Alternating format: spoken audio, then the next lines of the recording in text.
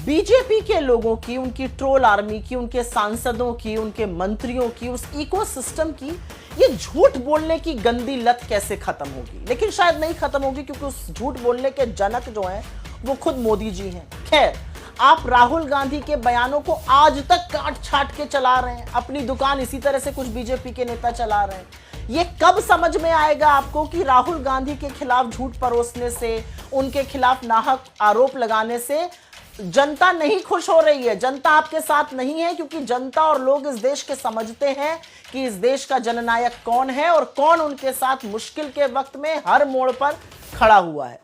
लेकिन क्योंकि झूठा आक्रोश दिखाया जा रहा है तो कुछ बातें बोलनी यहां पे जरूरी है।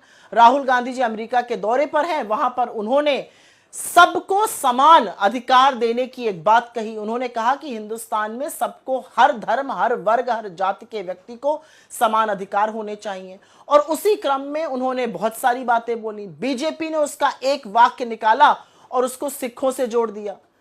आपका झूठा आक्रोश क्योंकि दिख रहा है तो आपसे कुछ सवाल पूछे जाने हैं। कहां था यह आक्रोश जब बीजेपी के सांसद और इनके मंत्री पंजाब से आए हुए किसानों को, हरियाणा से आए हुए किसानों को, इस देश के तमाम किसानों को आतंकी, खालिस्तानी, मवाली, गुंडे कहते थे?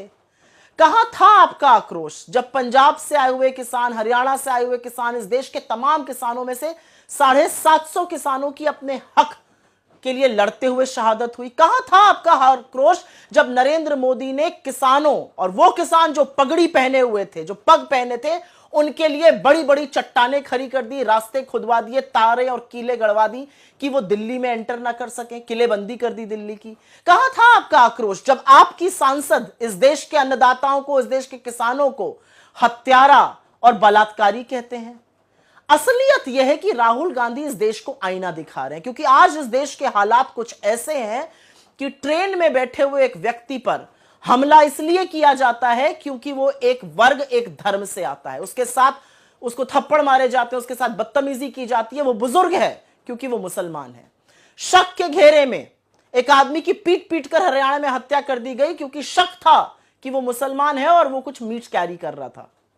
असलियत तो यह है कि हरियाणा में आर्यन मिश्रा जैसे युवा की पीछे पड़ के, गाड़ी का पीछा करके हत्या की गई, और हत्यारे को यह मलाल नहीं है कि उसने 17 साल के युवा की हत्या कर दी, उसको यह मलाल है कि उसने उसको मुसलमान समझा, और आक्रोश भी तब हुआ क्योंकि वो हिंदू था।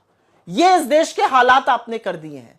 लेकिन एक सवाल पूछना चाहती हूं, पंजाब जाने से खौफ क्यों है?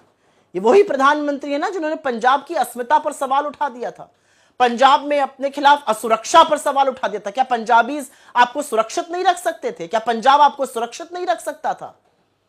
झूठा आक्रोश दिखाना, काट छाट के बयान चलाना, इस तरह की राजनीति का सहारा बीजेपी लगातार तब तक लेती रहेगी जब तक मुद्दों से भटकाएगी।